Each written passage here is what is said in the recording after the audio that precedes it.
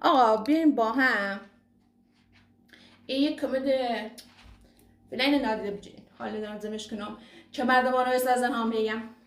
این کمد تازه سی گل پستری هستیم نه اصلا ومنی مادر بود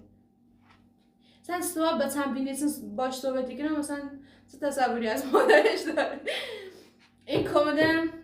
سی گل پستری هستم چه فعلا آقای پیروز دو تاشه واجر چه سری تیشه چپون رد داخلش ولی خیالتون راحت سر 9 ماه که اومد مشا برد کنم بیرون بعد دوستاشون با هم بیایم و سرش بچینیم داخلش یادتون این گفتین که نستیم اگه یابون مثلا مارج تیلی که سه یا مثلا اگر راهنمای چیزی نسبت به محصولی داریم مثلا شیشه شیریاتی و مو بگو که ما استفاده کنیم اونو که با همین باردار بیاد خلاصه ما اومم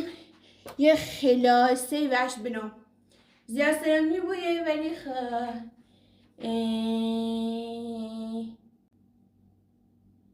چه حال ندارم برم بالا لباس بیارم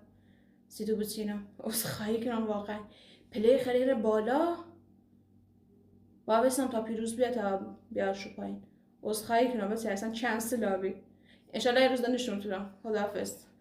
نه خوردادیم ولی حامله هم مودیم